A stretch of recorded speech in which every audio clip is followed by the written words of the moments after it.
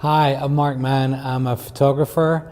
I've been fortunate enough to be making portraits for 25 years, and I've really had the amazing chance to photograph some incredible people.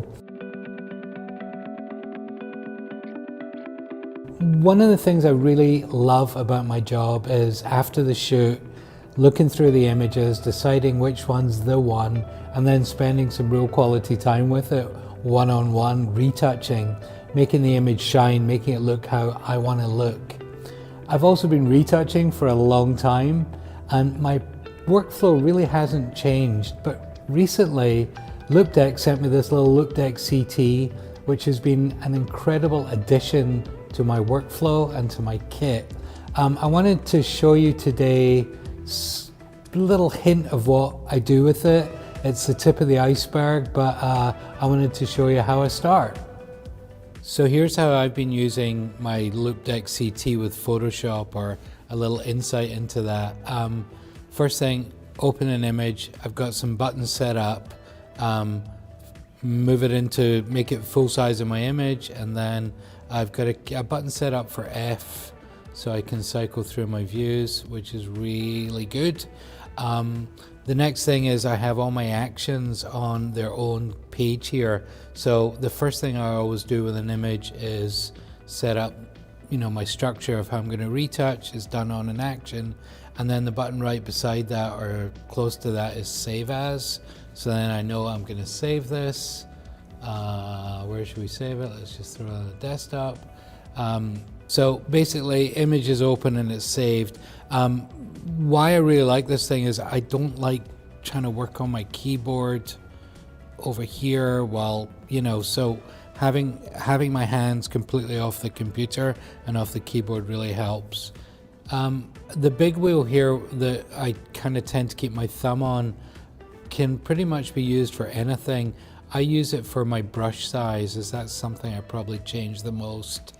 The buttons up the side here I've got for opacity, hardness, so I can quickly change my opacity and hardness. Now I use opacity an awful lot while retouching, so I've also got another setup for opacity which we can maybe get up to in another video. I have this to set up for scrubby zoom, so I can move around very quickly, which is great. And then I can choose, I have my favorite tool set up, so let's go to the cloning tool. And what I really like about it is that I can super quick with my thumb change the size of my cloning to clone out areas or whatever brush. But whatever brush you're using, you can super quickly change the size with your thumb without going onto the keyboard or stopping what you're doing. So that's great. So that would be my start with retouching. So that's what's great about that. The other thing which I really like for brush size is if I do an awful lot of quick masks. So let's say I'm going to do a new quick mask to highlight or low light some stuff that I want to do. If I press the Q key, I have a Q key set, so it takes me into quick mask. Go to my brush tool, so press B, not press B, but have my little brush icon. And then as I talked about the opacity, I have this function key set up so I can do 10, 20, 30, 40, 50, 60, 70, or 100, which I've got set up on another key. So I usually like to work in quick mask at around 30%. So function 3 and my opacity is at 30%. And let's say I just want to hit some highlights on these here, on this hair here, so I can totally, adjust my brush size while working, which is really useful because it stops me having to stop and do other things. That sounds super weird. So yeah, so I can adjust my brush size if I really want it quick. If I want less opacity, function 1, that's going to take me down to 10%, and I can start painting super quick on this quick mask to make my curve layer very roughly. The next button I have set up is press Q again, come out of quick mask, and the next button I've set up is a new curve layer. So it opens a new curve layer, and then I can just, work in my curve layer.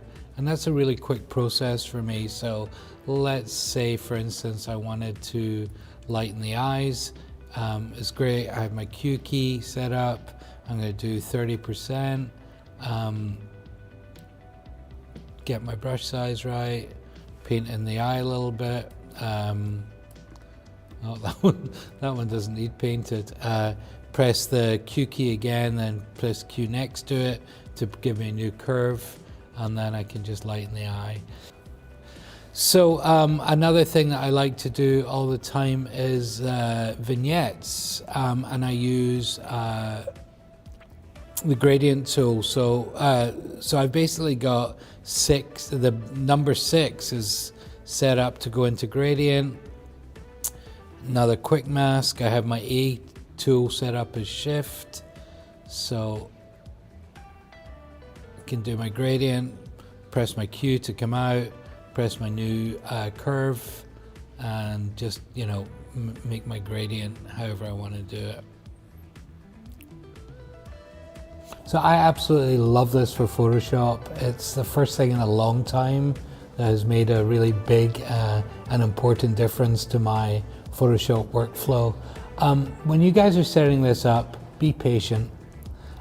This thing has such incredible capability that it's just not press and go. You should really take some time and think about where you want your buttons, what you want to do with your buttons, how your buttons should be laid out. A little bit of patience on the setup. Loupedeck have got great support if you need help, because sometimes it's not quite as obvious as you might like it to be, but all in all, game changer for my workflow. If you get a chance to check one out, go for it. Thanks.